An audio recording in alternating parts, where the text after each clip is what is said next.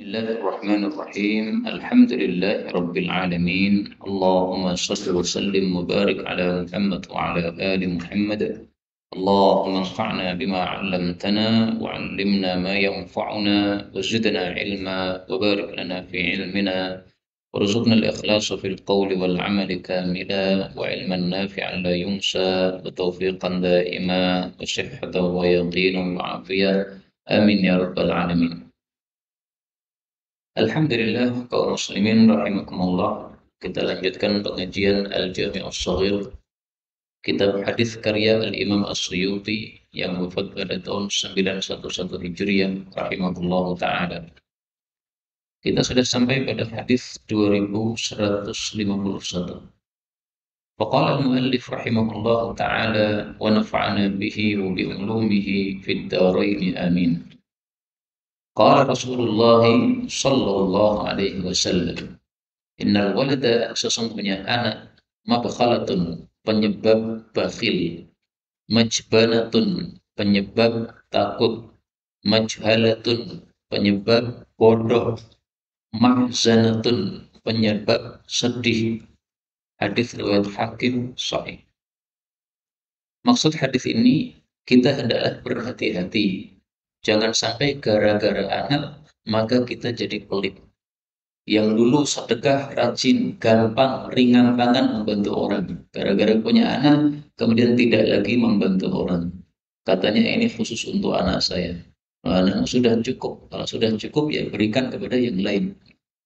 Demikian juga menyebabkan takut, yaitu takut dari jihad dan juga dari dari jihad, juga takut dari melakukan hijrah kalau zaman dulu. Karena zaman dulu disuruh hijrah dari Makkah ke Madinah. Menyebabkan bodoh, karena dulu sebelum punya anak rajin pengajian, tapi setelah punya anak nggak pernah datang pengajian, nah, jadi bodoh. Menyebabkan susah, anak sakit susah, anak sekolah tidak lulus susah, nah, apalagi yang paling susah kalau anaknya sudah dewasa kemudian durhaka, itu paling susah, yang berat kayak gitu. Kamu dulu kecil saya susah-susah merawat kamu, sekarang kamu dewasa malah memperlakukan bapakmu seperti itu, Bu, ya. Bapaknya ditempelengkan, bapaknya kemudian diambil motornya tanpa bilang kan. Nah, macam-macam kedurhakaan yang tersebar pada masa sekarang ini gara-gara hilangnya iman manusia kepada Allah Subhanahu wa taala. Karena itu bagi kita-kita yang ingin tidak disebut durhaka kepada orang tua, minimal tolong setiap hari doakan orang tua. Rabbighfirli wa liwalidayya warhamhuma kama rabbayani shaghira. Tiap hari. Karena jasa bapak dan ibu kita itu dulu juga setiap hari susah, mereka cari duit setiap hari untuk menghidupi kita, setiap hari menyusui, ibu kita menyusui kita. Nah, maka kita balas juga dengan doa setiap hari. Karena doa kita kepada orang tua meninggikan derajatnya di surga untuk mereka berdoa. 152. Innal yadaini sesungguhnya kedua telapak tangan yasjudani sujud kama yasjudul wajh, sebagaimana wajah sujud.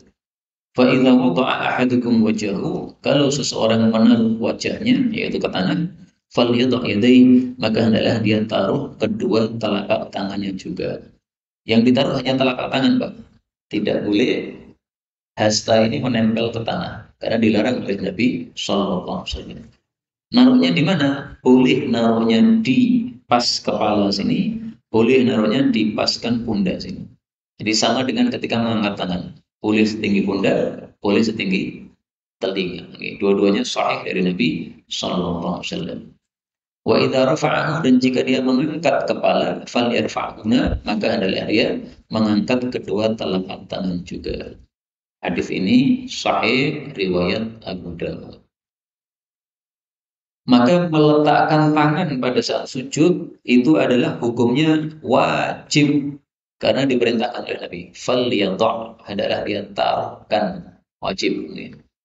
Seandainya orang sujud tanpa meletakkan tangan, maka sujudnya tidak sah apabila dia tidak meletakkannya dari awal sujud sampai akhir sujud.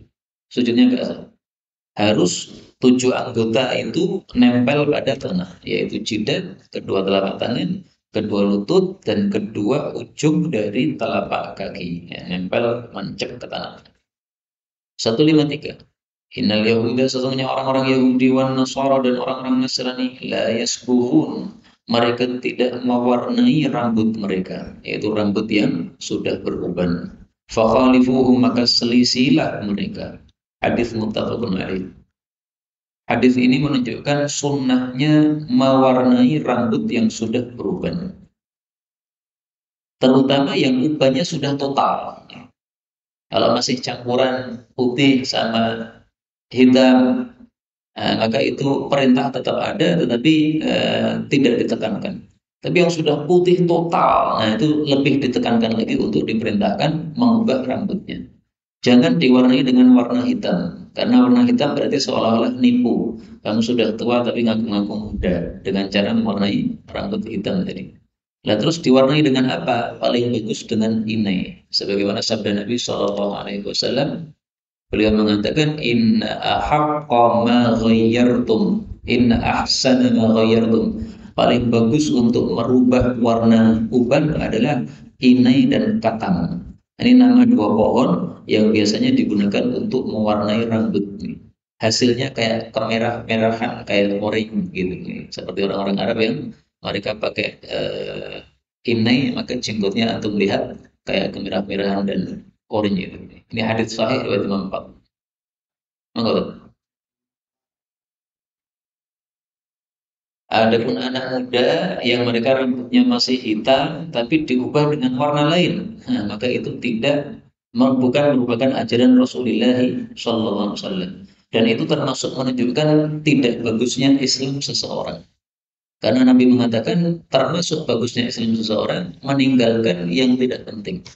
Kamu sudah dikasih rambut hitam tapi pengen pirang seperti orang-orang orang-orang Barat, itu orang gawean. Orang-orang rambut pirang saja pengen rambut mereka hitam seperti orang Jawa. Malah orang Jawa pengen pirang seperti kuda. Nih. Aneh kan? Maka nggak usah dipirang-pirangkan begitu. Tapi seandainya dia melakukan begitu, apakah haram? Saya belum mengetahui apakah ada ulama yang mengharamkan. Yang saya ketahui adalah kalau itu rambutnya masih warna rambut yang lain, maka masih boleh. Maksimal mungkin makruh. Tapi kalau sudah diubah dengan warna-warna selain rambut, nah di situ baru masuk kategori mengubah ciptaan Allah. Misalnya rambut diubah jadi hijau. Apa ada rambut hijau itu? Enggak ada. Itu berarti mengubah ciptaan Allah. Enggak boleh. Kalau mau mengubah ciptaan Allah, haram. Enggak boleh. Tapi ketika diwarnai dengan warna pirang, kan pirang kan termasuk warna rambut kan? Maka, wallah saya belum mengetahui yang mengharamkan. Belum mengetahui. Tapi yang jelas tadi kurang gawean dan tidak berpahala dan menunjukkan Islamnya tidak bagus. Nah, kalau saat perang diperkhususkan boleh dengan warna hitam untuk mewarnai uban dalam rangka memberi takut para musuh. Satu kondisi itu saja. Adapun sebelum melamar perempuan nggak boleh. Sebelum melamar perempuan ubannya diiringi, kan ditompong orang oleh. Itu boleh diskusi. 2154. Inna Adam, sesungguhnya Nabi Adam qabla ayyusibal dzamba, sebelum melakukan dosa, kana ajaluhu, adalah ajal beliau baina aini, di depan matanya. Jadi selalu ingat mati. Wa amaluhu, adapun angan-angannya khalfahu, di belakangnya. Maka tidak pernah panjang kenangan karena enggak melihat kenangan.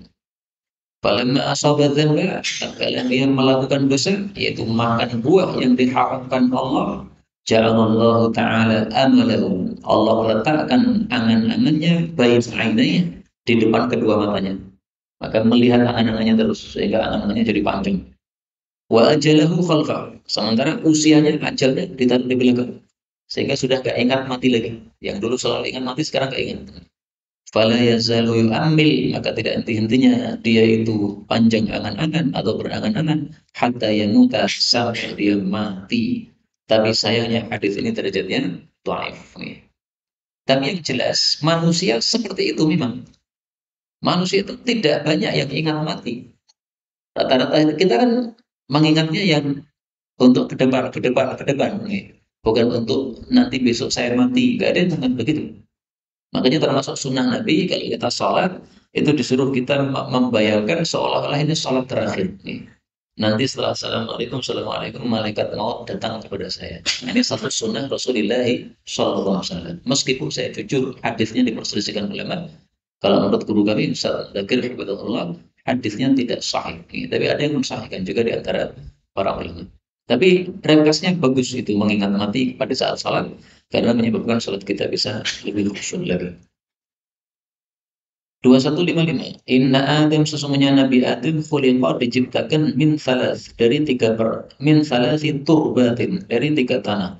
Sauda tanah hitam, bayda tanah putih, hamra tanah merah. Hadis ini derajatnya dhaif.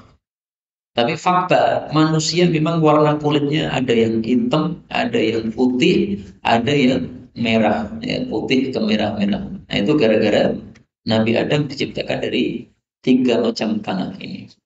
Ini hadis meskipun dhaif, tapi kita menemukan hadis yang semakna dengannya. Innallaha ta'ala khalaqa Adam, Allah ciptakan Nabi Adam min qabdatin qabadaha min jami'il.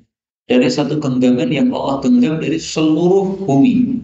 Jadi bumi ini kan tanahnya macam-macam. Nah, itu digenggam dengan satu genggam dari seluruh macam tanah bumi. Maka manusia itu muncul sesuai kadar tanah. Ada yang merah, ada yang putih, ada yang hitam, ada yang tengah-tengah. Seperti Indonesia ini kan merah juga enggak, putih enggak, hitam enggak. Berarti apa? Tengah-tengah. Ini campuran tanahnya. Kuning, kenapa? Coklat atau sawo matang. Nah, itu adalah tengah-tengah. Adem itu artinya coklat. Maka kalau kulit kita coklat, itu berarti asli keturunan Nabi Adam. Kalau putih itu malah kurang asli. Gak asli, tapi maksudnya nama Adam itu artinya coklat. 156. Jadi panggillah kalau warna kulitnya apa? Coklat.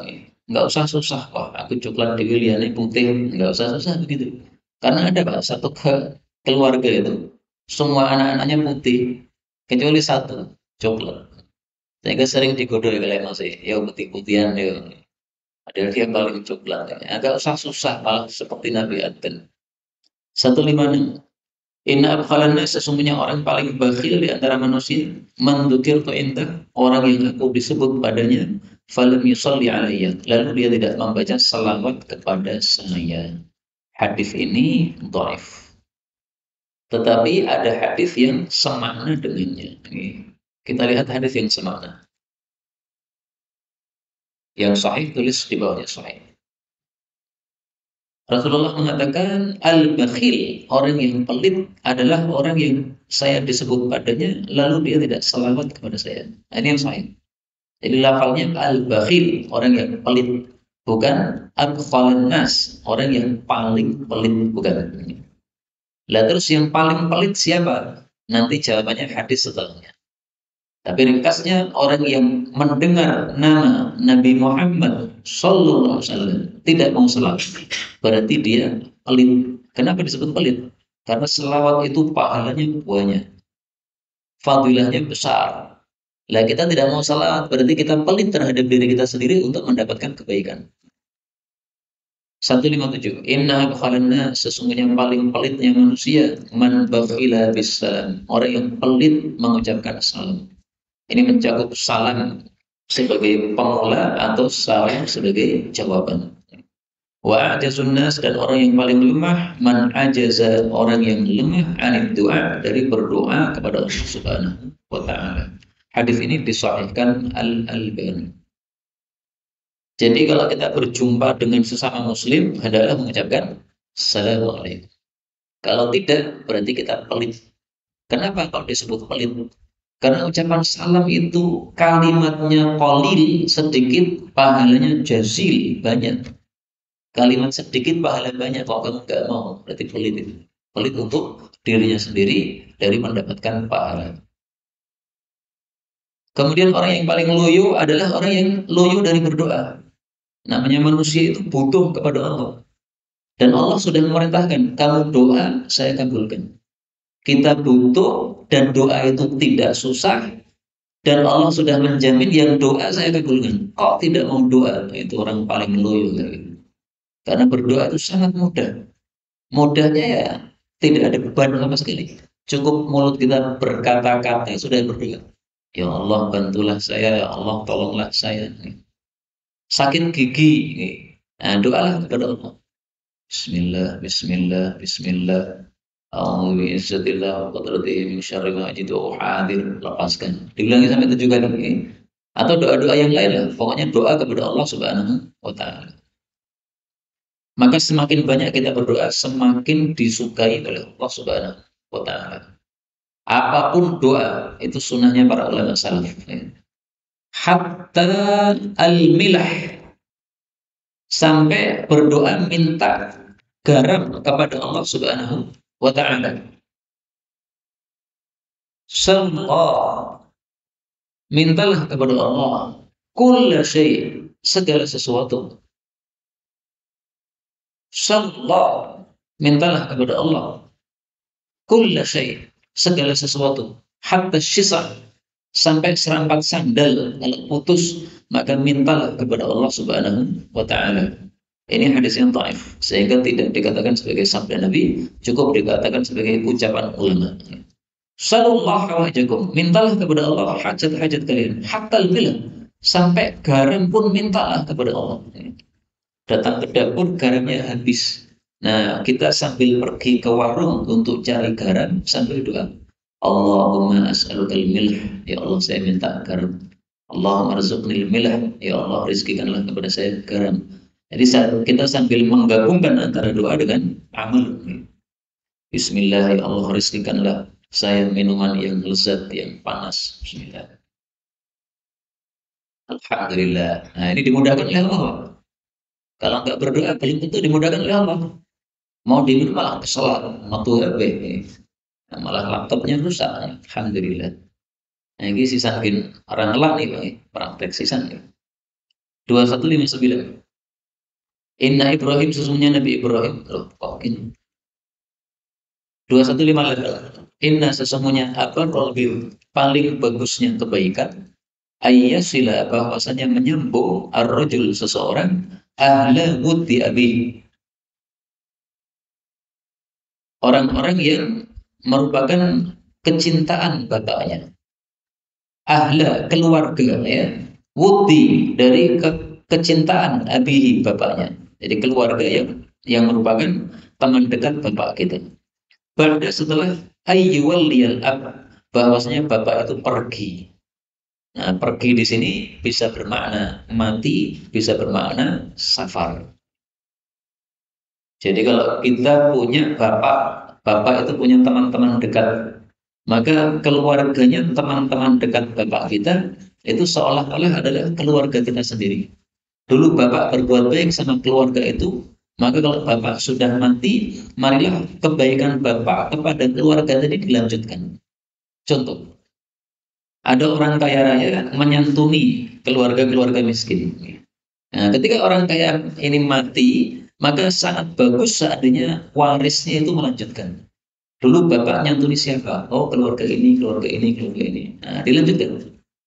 Karena kalau tidak dilanjutkan, maka orang-orang pasti akan menilai jelek kepada keluarga tadi.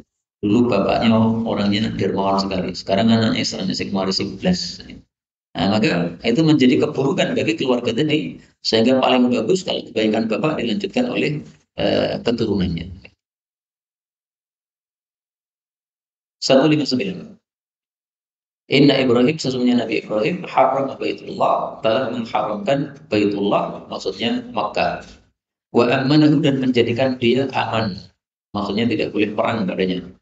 Wa inni haramtul Madinah, dan sungguh saya mengharamkan kota Madinah, ma baina, apa yang di antara labataiha, dua tanah hitamnya. Jadi kota Madinah itu barat sama timur diapit dengan dua tanah hitam, batu-batuan hitam. Ini batasan kota Madinah.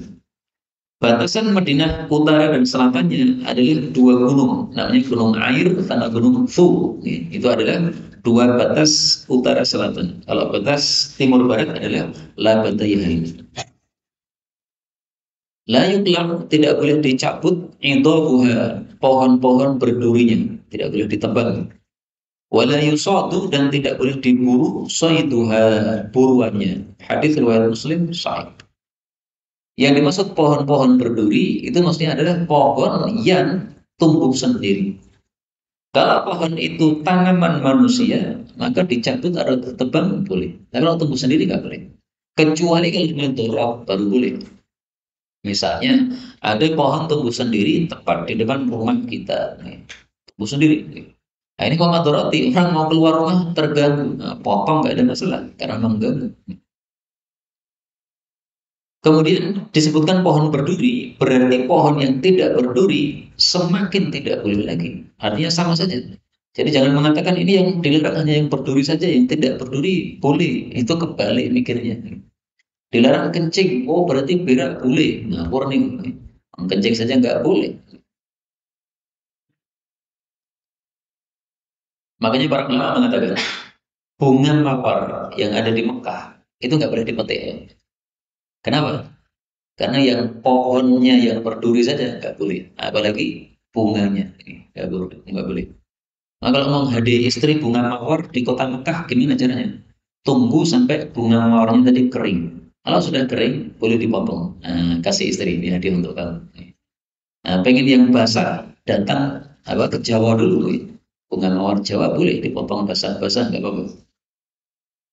Kemudian hukum ini tidak boleh dipotong pohonnya dan tidak boleh diburu buruannya. Ini berlaku juga untuk kota Makkah dan Madinah, dua-duanya. Karena tadi disebutkan Baitullah, ini Makkah.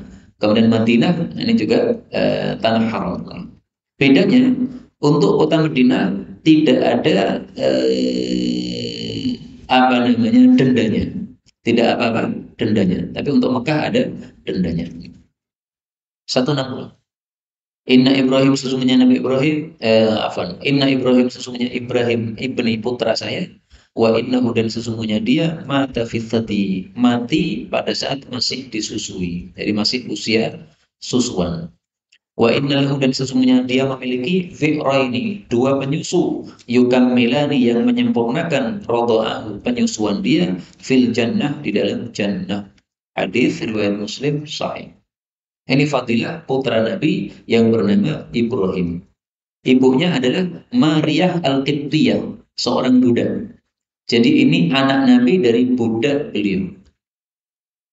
Wafat pada usia 1,5 tahun, 1,5 tahun. Maka pada saat wafat itu terjadi gerhana matahari total. Sehingga orang-orang jahiliyah mengatakan, nah benar kan? Ada gerhana itu kalau ada orang besar mati. Ini putranya Nabi Muhammad mati ya, ini sebabnya jadi gerhana. Maka selesai sholat gerhana Nabi naik mimbar ceramah. Gerhana itu karena kehendak Allah, bukan karena matinya orang yang mulia atau lahirnya orang mulia. Gak benar itu. Kemudian karena dia itu matinya masih disusui, maka dia memiliki dua penyusu dalam surga. Apakah ini berlaku untuk setiap anak yang mati ketika masih disusui? Wallahu a'lam. Karena ini masalah gaib, kita tidak bisa mengatakannya ya. Ini khusus bagi Ibrahim putra Nabi jelas. Tapi selain dari beliau nggak ngerti kita. 161. Inna abghadul khalqi sesungguhnya paling dibencinya makhluk ilallah ta'ala kepada Allah adalah al-alim, seorang alim yazuru al-umal yang menziarahi para penguasa. Jadi umal itu maksudnya umal sultan ya, para pejabat-pejabat negara. Hadis ini dhaif, bahkan derajatnya palsu menurut Asy-Syaikh Al-Albani rahimahullah. Adapun hadis yang disahihkan oleh sebagian ulama yang semakna dengan hadis ini. Idza ra'aital 'alim yukhalitu sultan mukhalatatan katsir. Kalau kamu lihat seorang ulama bergaul dengan penguasa dengan pergaulan yang banyak, fa'lam annahu lissun, maka kita bilang dia ulama maling, kiai maling. Jadi tidak sepantasnya kiai itu banyak-banyak masuk pada penguasa, kecuali masuk untuk menasihati. Nah, beda lagi. Tapi rata-rata kan tidak begitu kan. Yang dekat-dekat dengan penguasa rata-rata tidak seperti itu. Tapi untuk mendapatkan kekayaan dari penguasa tersebut. 162. Inna abghadha ibadillah sesungguhnya paling dibencinya hamba-hamba Allah ilallah kepada Allah adalah al-ifrit, bukan jin ifrit ya. Ifrit itu artinya adalah al-khabith, orang yang buruk atau orang yang busuk. An-nifrit yang sangat jelek keburukannya. Jadi ifritun nifrit itu artinya orang yang buruk, yang sangat buruk, yang sangat dahsyat buruknya. Maka jangan kasih nama anak ifrit nih. Ifrit nifrit, nah jangan. Ini artinya jelek. Alladzi lam yurza, orang yang belum pernah dikurangi, maksudnya belum pernah mendapatkan musibah fi malin dalam masalah harta wala waladin, tidak pula masalah anak. Enggak pernah kematian anak dan tidak pernah kehilangan harta atau mendapatkan musibah harta. Itu yang paling jelek hamba Allah. Hadis ini derajatnya dhaif. Tapi dari hadis yang lain kita temukan bahwa tanda-tanda dicintai oleh Allah, salah satunya Allah kasih apa? Musibah. Maka justru orang yang sakit, mengalami sakit gigi, mengalami sakit demam, mengalami batuk, pilek, dan sebagainya, itu dia husnudzon kepada Allah, bahwa Allah menghendaki baik sama saya punya dosa-dosa, maka oleh Allah dikasih sakit supaya dosanya gugur. Khalid bin Walid itu mencerai seorang wanita, setelah itu dia memuji-muji mantan istri saya itu, wanitanya bagus hidupnya. Loh, kamu cerai padahal bagus, gimana? Maka dia mengatakan, memang dia bagus. Kekurangannya satu aja. Selama jadi istri saya, nggak pernah sakit. Nah, ini bermasalah kalau nggak pernah sakit. Berarti numpuk-numpuk dosa kalau begitu itu. Maka dicerai oleh Khalid bin Walid gara-gara itu. Ada seseorang lagi tanya kepada Nabi, ya Rasulullah, demam itu kayak apa sih? Maka Nabi menjelaskan, demam itu rasa panas antara kulit dengan daging, itu namanya demam. Apa kamu nggak pernah demam? Nggak pernah. Maka Rasulullah mengatakan, ini bahaya ini, penghuni neraka ini. Kenapa orang tidak pernah demam penghuni neraka? Karena berarti dosanya apa? Sempurna, tidak digugurkan oleh Allah Subhanahu wa Ta'ala. Karena itu hati-hati kalau kita tidak pernah sakit nih. Tapi rata-rata kita insya Allah apa? Setiap tahunnya sakit nih. Jadi kalau dalam satu tahun kalau nggak sakit belas, itu harus hati-hati. Enak mau apa ya? Orang sakit belas. Mintalah sakit kepada Allah. Ya Allah berikan kepada saya sakit tapi yang ringan aja, jangan berat-berat ya. Berat orang kuat lagi. 163. Inna iblis, sesungguhnya iblis ya dong arsyahu, meletakkan singgasananya alal ma, di atas air, maksudnya di laut. Thumma, kemudian dia ba'athu, dia mengutus saroyahu, pasukan-pasukannya. Fa'adnahum minhu manzilah, maka yang paling dekat kepadanya posisinya a'dhamuhum fitnah, yang paling besar membuat fitnah. Ya ji'u a'aduhum, datang salah satu mereka, fayaqul, lalu melaporkan. Fa'altu kadza wa kadza, saya sudah melakukan ini dan ini. Fayaqul, maka si iblis menjawab, ma sana'ta syai'an, kamu belum melakukan apa-apa. Wa yaji'u ahaduhum, datang salah satu mereka, fayaqul, lalu mengatakan, ma taraktuhu, saya tidak meninggalkan orang itu, hatta farraqtu, sampai saya menceraikan bainahu wa baina ahli, antara dia dengan istrinya. Fayudnihi minhu, maka iblis mendekatkan dia kepadanya, wa yaqul, dan mengatakan, ni'ma anta, sebaik-baik pasukan kamu. Hadis ini menunjukkan tercelanya mencerai istri. Maka mencerai istri itu jangan dilakukan kecuali terpaksa. Itu adalah jalan terakhir. Tidak bisa digabungkan, nah baru cerai. Ketika masih bisa digabungkan, gabungkan terus. Tidak usah dicerai. Nambah gak ada masalah. Tapi dicerai tidak bagus. Ini ada yang membaca na'am anta, ya. Ya, kamu, ya. Kamu adalah pasukan yang bagus. Tapi bacaan yang terkenal itu ni'ma. Sebaik-baik pasukan adalah anta kamu. 164. Inna iblis, sesungguhnya iblis ya ba'athu, mengutus asyadda ashabihi, orang yang paling kuat dari sahabat-sahabatnya, wa aqwa ashabihi, dan orang yang paling kokoh dari sahabat-sahabatnya, ila may yasna'ul ma'ruf, kepada orang yang berbuat baik, fi mali, dalam hartanya. Hadis ini dhaif. Maksudnya adalah kalau ada orang rajin sedekah, maka iblis akan mengirim pasukannya yang paling kokoh untuk meruntuhkan sedekah dia. Yaitu untuk menakut-nakuti dia. Jangan sedekah terus, nanti kamu miskin. Jangan sedekah terus, nanti anak-anakmu terlantar. Akhirnya karena bisikan-bisikan setan yang biasanya sedekah jadi nggak sedekah. Nah, maka hati-hati ya. Orang biasanya sedekah kemudian tidak sedekah, padahal mampu, itu berarti sebabnya dari setan. Makna ini disebutkan oleh Allah dalam Al-Quran. Pada surat Al-Baqarah ayat 268. Asy-syaitanu ya'idukumul faqra. Setan itu menakut-nakuti kepada kalian menjadi fakir. Wa ya'murukum bil fahsya, menyuruh kalian untuk pelit. Wallahu ya'idukum maghfiratan minhu wa fadla. Sementara Allah menjanjikan diampuni dan diberi karunia. Jadi kalau kita sedekah, dua kebaikan yang kita dapatkan apa? Diampuni dosanya oleh Allah dan diberi karunia oleh Allah Subhanahu wa taala. Wallahu wasi'. Allah itu maha luas, pemberiannya luas kepada orang-orang yang sedekah. 165.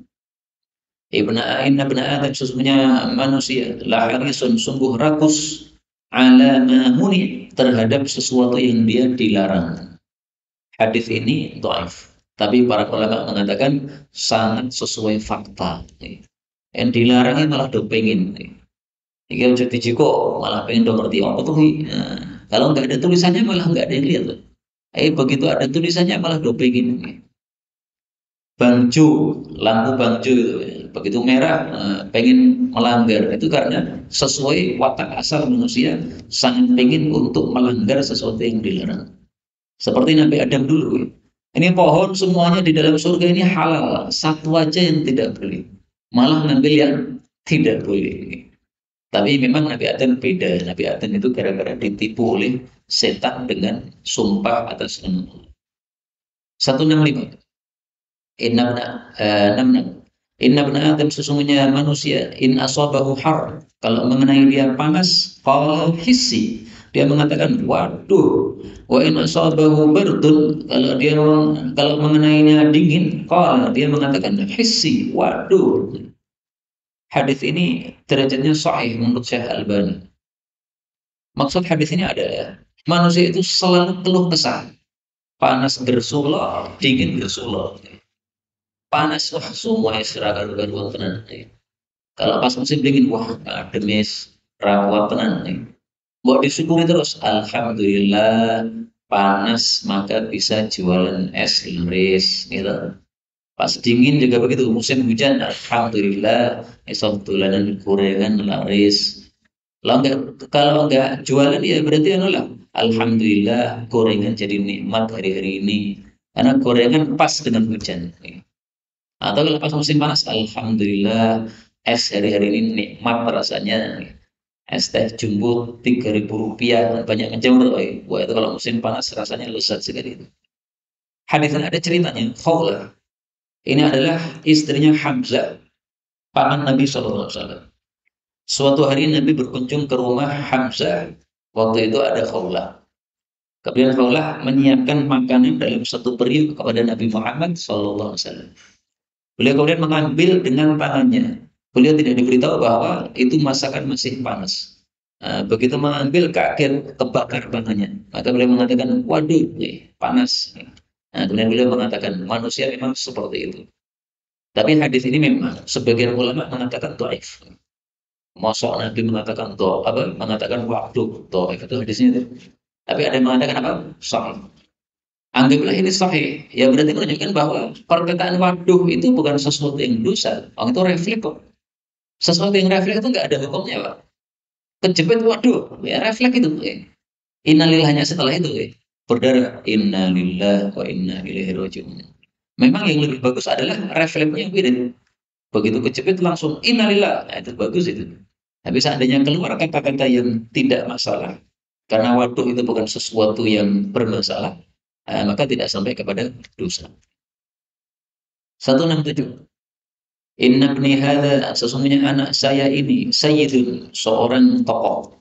Wal'allallah, dan barangkali Allah ayyusliha bihi, akan mendamaikan dengan beliau baina fi'ataini, di antara dua kelompok azimataini yang besar minal muslimin, dari kalangan umat Islam. Hadis ini menunjukkan dua hal. Pertama, fadilahnya Hasan. Karena yang dimaksud ibni, putra saya, itu adalah Hasan bin Ali bin Abi Thalib radhiyallahu anhu. Ali menikahi Fatimah. Kemudian melahirkan anak Hasan, Husain, Muhsin. Berarti Hasan ini cucu Nabi Muhammad SAW. Cucu itu boleh disebut dengan istilah ibni, anak saya, ya. Anak bawahnya lagi. Maka ini fadillah Hasan. Yang kedua, hadis ini menunjukkan mukjizat Nabi Muhammad SAW. Karena Nabi menyampaikan hadis ini, belum terjadi kejadian ini. Ternyata betul kejadiannya persis yang dikatakan oleh Nabi. 30 tahun setelah Nabi wafat, maka Sayyidina Hasan menjabat sebagai khalifah selama 6 bulan. Setelah itu Muawiyah mengirimkan pasukannya akan memerangi Hasan bin Ali bin Abi Thalib. Maka Hasan bin Abi Thalib melihat pasukan Muawiyah isinya sangat banyak sekali umat Islam. Pasukan dia tidak kalah banyak. Dia mikir, ini akan terjadi perang sesama muslim. Kalau tidak ada yang kalah, pasti korban sangat banyak. Baik dari kelompok saya, atau dari kelompok dia, atau dari dua-duanya. Jadi dia tidak berambisi untuk mendapatkan kekuasaan. Enggak. Dia ambisinya adalah kasih sayang kepada umat Islam. Dia tidak mau kelompok Muawiyah pada berjatuhan sebagai korban, tidak mau juga kelompok dia berjatuhan sebagai korban. Akhirnya dia kirim utusan untuk melakukan perundingan damai kepada Muawiyah. Hasil perundingannya apa? Saya rela meletakkan jabatan khilafah saya. Sudah, kamu aja jadi khalifah, tidak ada masalah. Saya nggak penting jadi khalifah atau tidak, yang penting ibadah kepada Allah Subhanahu wa Ta'ala. Tapi dia memberikan persyaratan kepada Muawiyah. Kamu jadi khalifah saja supaya tidak ada peperangan. Tapi saya minta persyaratan. Syarat ini satu, dua, tiga. Ada persyaratan. Nah, dalam kitab Faidul Qadir disebutkan bahwasanya lam yufilahu bisyai'in ha. Muawiyah sama sekali tidak menyempurnakan persyaratan yang sudah disyaratkan tadi sama sekali. Tapi perkataan ini menurut saya perlu ditinjau ulang. Apakah mungkin seperti itu? 10 persyaratan dari 10 persyaratan tidak ada satu pun yang diberikan. Ini wallahu alam tampaknya sesuatu yang sangat jauh ya. Muawiyah seorang sahabat Nabi, orang soleh, tidak mungkin dia diberikan persyaratan kemudian tidak memenuhi. Tidak mungkin seperti ini wallahu alam bishawab. Orang-orang seperti kita saja tampaknya tidak mungkin kan dikasih 10 persyaratan kemudian semuanya diingkari. Wallahu alam orang-orang seperti kita aja yang imannya rendah aja kayaknya tidak mungkin melawan begitu, apalagi Muawiyah radhiyallahu anhu. Maka Allah alam ini menurut saya berita yang perlu ditinjau ulang ya. Tidak selalu berita-berita itu benar seperti yang dikatakan. Allah alam. Satu namanya Pak. Inna abwabal jannah sesungguhnya pintu-pintu jannah tahta dhilal isyuf di bawah naungan pedang-pedang. Maksudnya untuk mendapatkan surga adalah dengan cara berperang berjihad fi sabilillah. Sangat mudah mendapatkan surga. Karena begitu mati syahid langsung masuk surga tanpa dihisab oleh Allah Subhanahu wa taala. 169. Inna abwaba sama sesungguhnya pintu-pintu langit tuftahu dibuka inda zawali syamsi ketika tergelincir matahari. Fala turtaju maka tidaklah dikunci hatta yusallat dhuhr sampai diselesaikan salat zuhur. Fa'uhibbu maka saya suka ayyas adli bahwasanya naik bagi saya fiha pada waktu tersebut khairun amal kebaikan. Hadis ini sahih. Hadis ini berkaitan dengan sholat sunnah Nabi sebelum zuhur 4 rakaat. Ya Rasulullah, kenapa Anda itu sebelum zuhur selalu sholat sunnah 4 rakaat? Nah, beliau mengatakan waktu zuhur itu adalah pintu ini dibuka. Sehingga kalau kita beramal soleh itu mudah naiknya diterima oleh Allah Subhanahu wa taala. Maka beliau salatnya 4 rakaat. 4 rakaat ini paling bagusnya langsung 4. Sebagaimana sabda Nabi, arba'un qabla dhuhri, 4 rakaat sebelum zuhur, laisa fihinna taslim, tanpa tasyahud di tengahnya dan tanpa salam di tengahnya. Berarti langsung 4. Tuftahu lahunna abwabus sana, dibuka untuknya pintu-pintu langit. Hadis riwayat Abu Dawud sahih. Tapi seandainya dua salam nggak ada masalah berdasarkan hadis yang lain. 170. Inna atqakum sesungguhnya orang paling takwa di antara kalian, wa alamakum billah dan paling berilmu di antara kalian terhadap Allah, paling mengerti terhadap Allah adalah anak saya. Hadis ini sahih. Hadis ini berkaitan dengan sebagian sahabat Nabi yang tidak mau nikah supaya fokus ibadah. Tidak mau tidur malam supaya fokus tahajud. Setiap hari puasa, tidak pernah tidak puasa. Dalam satu bulan itu selalu puasa terus. Maka Rasulullah menjelaskan, yang paling takwa itu bukan kalian, tapi saya.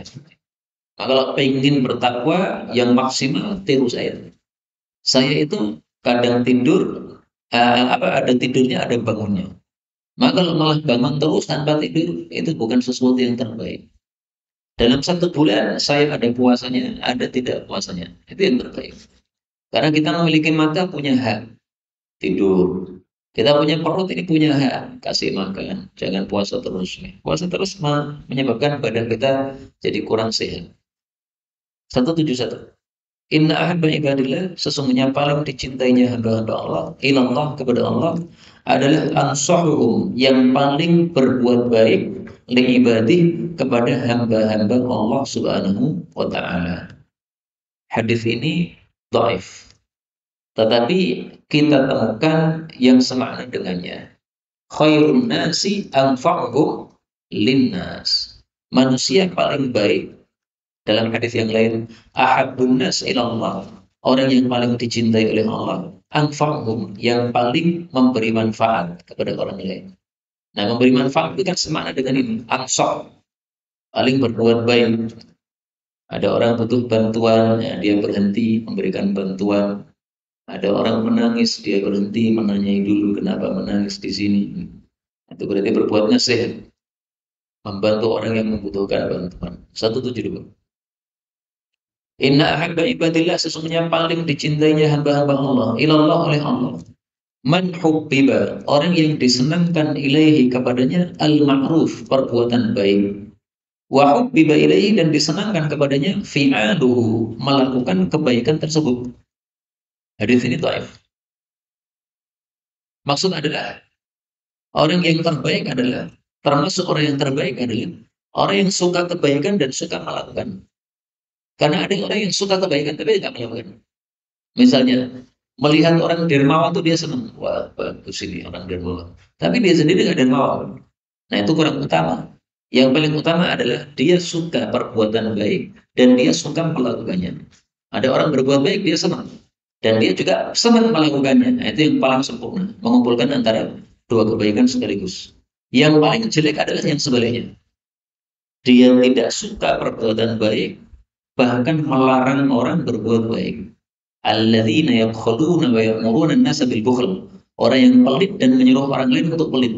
Ada orang sedekah maka diingatkan, jangan sedekah terus, kasihan anak-anak. Jangan sedekah terus, nanti kamu miskin. Nah, itu berarti orang yang mengumpulkan dua keburukan. 173. Inna, sesungguhnya ahabba, yang paling disukai, ma yaqulul abd, apa yang diucapkan hamba, idza stayqadha min naumih, jika bangun dari tidurnya, yaitu mengucapkan subhanalladzi yuhyil mauta wa huwa ala kulli syai'in qadir. Ini hadisnya derajatnya palsu, sehingga tidak perlu dihafalkan untuk doa bangun tidur. Tapi seandainya dibaca gimana? Nah, baca wirid itu kapan saja boleh. Maha suci, zat yang menghidupkan orang-orang mati, dan dia atas segala sesuatu maha kuasa. Ini tidak sahih. Yang sahih adalah alhamdulillahilladzi ahyana ba'dama amatana wa ilaihi nusyur. Dan doa itu sebagian orang membacanya setelah pengajian, Pak. Karena pengajian tidur. Nah, begitu. Assalamualaikum. Alhamdulillahilladzi ahyana ba'dama amatana wa ilaihi nusyur. Ya kurang pas sebenarnya ini. Tapi dia tidur tenang. Kebablasan tidur ini. Apa sampai mati, alhamdulillah. Matinya mati syahid, Pak. Matinya mati husnul khatimah, syahid. 174. Inna ahabban nas, sesungguhnya paling dicintainya manusia ilallah, oleh Allah Ta'ala, yaumal qiyamah, pada hari kiamat. Wa adnahum minhu majlisan, dan yang paling dekatnya majlisnya kepada Allah adalah imamun adilun, pemimpin yang adil, presiden dan sebagainya.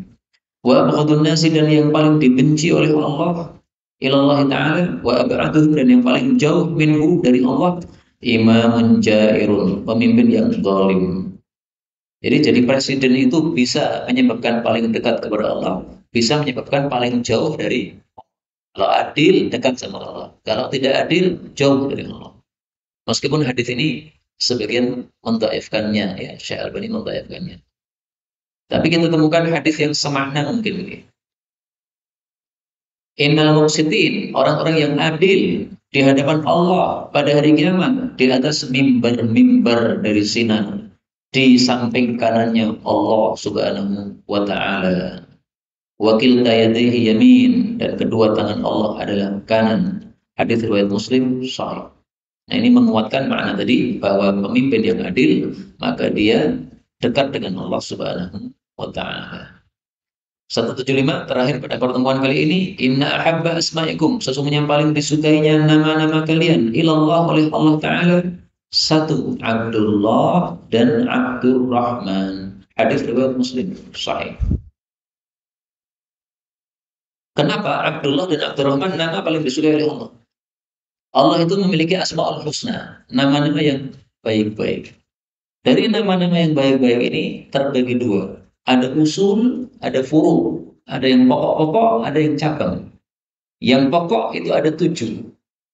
Dari semua nama Allah yang sangat banyak itu mengerucut kepada 2 nama, yaitu Allah dan Ar-Rahman.